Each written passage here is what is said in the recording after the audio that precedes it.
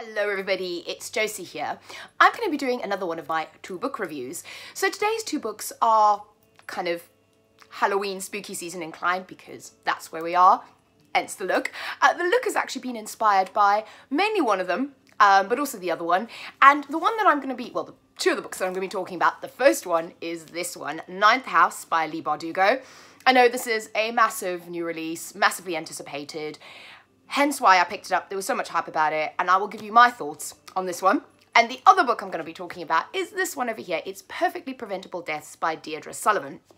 And I may as well start with this one. So this one intrigued me. I've had it for a while on my bookshelf, and it intrigued me because A, it's set in Ireland, which is kind of a bit of a spooky place, and also where one of my favourite authors, Moira Fowley-Doyle, sets a lot of her books, because she's half Irish, and I think it really lends itself to kind of witches, spookiness, kind of ghosts, all that sort of vibe. So what this book is about is that you've got twins, they're 16, and they are Maddie and Caitlin, I had to remind myself of the names, and they are moving to a new place with their mother and her new husband.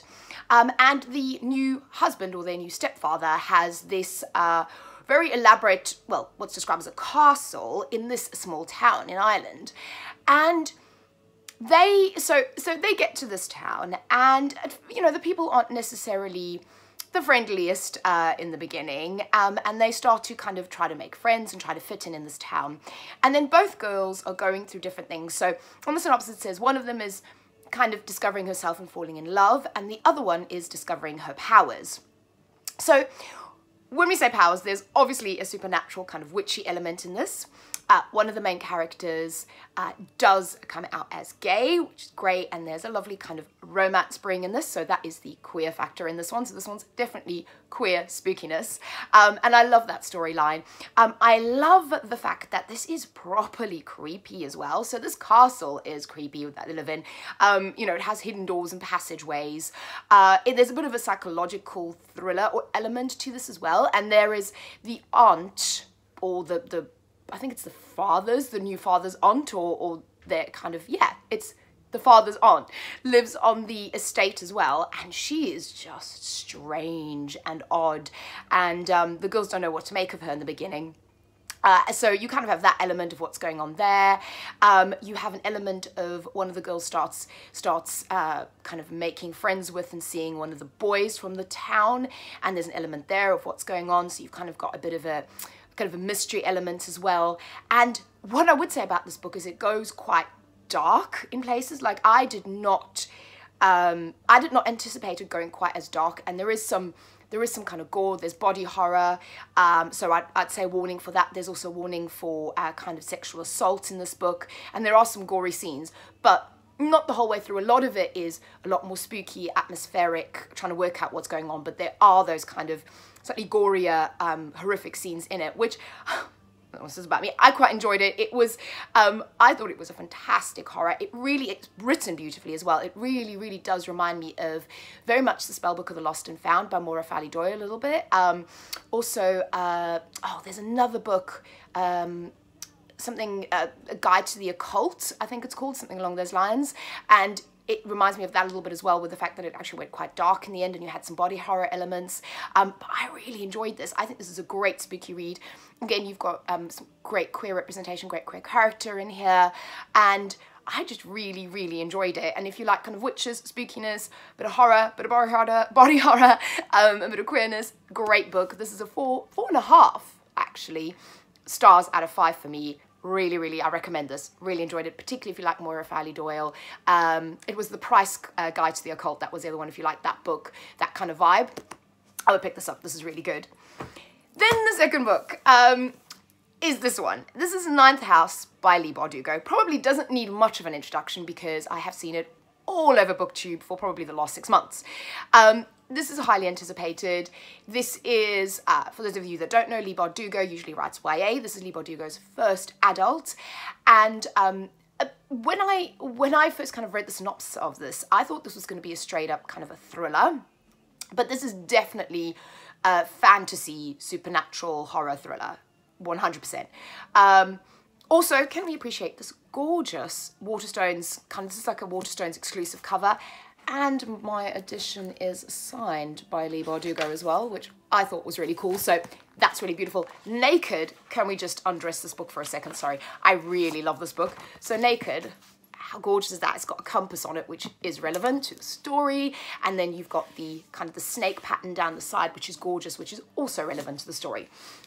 So anyway, so let me give you the synopsis if you don't know. So this book is about, it's set at Yale University, and it is about the kind of the secret societies that live on campus of Yale. So I think there's a lot of, there's always been in history a lot of kind of talk about, you know, these sort of sororities or secret societies or houses in these big lavish universities. The fact that a lot of people believe that there's kind of conspiracy theories behind it, that they put people in power, that they're kind of the power behind a lot of very powerful people, whether that be musicians, actors, politicians. And what this book does is it takes that theory and it really kind of builds on it and puts a supernatural spin on it. So there are these different houses and they each have a different kind of talent for the supernatural. So you have ones that are necromancy, ones that can open portals, ones that deal in potions and magics and compulsions. And I really love that. I love that kind of, you have these different houses, these different elements. Reminded me a little bit of Gideon the Ninth, which I really love. And even, I know the name kind of ties in, but this whole idea is that you've got these different houses with these different abilities and different things that they do. So I wasn't expecting that much supernatural content. I don't know why, maybe I just missed that part of the blurb. And so with this book now, I have read or seen quite a few people say they either DNF'd it very early on or they didn't like it. And I have to say, I had the exact opposite reaction. I started reading it. Now, I can see why people have DNF'd it quite early on because it is a tiny bit confusing. So you do have to pay attention. This is not the kind of book that you read sort of while you're doing something else or sort of half pay attention to. You really have to pay attention to it because it does jump timelines and perspectives at points. So when you start to read it, you are thrown in, you're kind of like, what's just happened? You're thrown into the story and it kind of back tells parts of the story. So Alex, the main character, I adore Alex, fabulous main character. She is wonderful, you know, it's this wonderful female-driven kind of horror fantasy thriller, but she's also very flawed as a character, which I really liked. She, you know, she's not your kind of black and white the good guy protagonist, good girl protagonist. She has her flaws and you find out about her past, you find out what's brought her there, but it's fed to you throughout the story. So you're finding out what happened there, you're finding out what happened to her mentor, Darlington, and that's kind of at the beginning. I think that's what's throwing a lot of people, is they're being thrown into the story at a point, and then a lot of it is kind of told in different chapters, and you have to pay attention to which part of the story you're reading, and you know which characters, kind of either past or present, you're kind of reading. I really like that. I thought this kept me hooked. It's a long book, and it kept me hooked all the way through. It didn't take me long to read this at all. I really, really loved it. Again, it was a lot darker than I was expecting. There was a lot of kind of necromancy and ghosts going on. Very spooky, very perfect for this time of year, absolutely. I loved finding out about Alex. Like I said, I really, really like Alex as a protagonist. This book also, it ends, so there's going to be a second, well, must be a second book. It kind of ends to the point where there is something left unresolved, but then other bits of it are resolved, which I really liked. So I'm definitely going to read the second one, but it isn't like I'm going to be left for another year just kind of screaming my head off. But I do definitely want to see how this continues, and I want to read more of Alex's story. I love the setting. I love anything that collegiate setting. I love it. Love anything set there. I think there's far too many books set in colleges and universities. I love that kind of aspect of tying these societies in and really kind of bringing to light that kind of eerie craziness of it. Again, I would say content warnings for kind of, there's body horror, again, blood and gore. There's a lot of killing and fighting in here. I think there's a lot of action. It's great. I love the descriptive writing mixed with the action. I would also say content warning for sexual assault.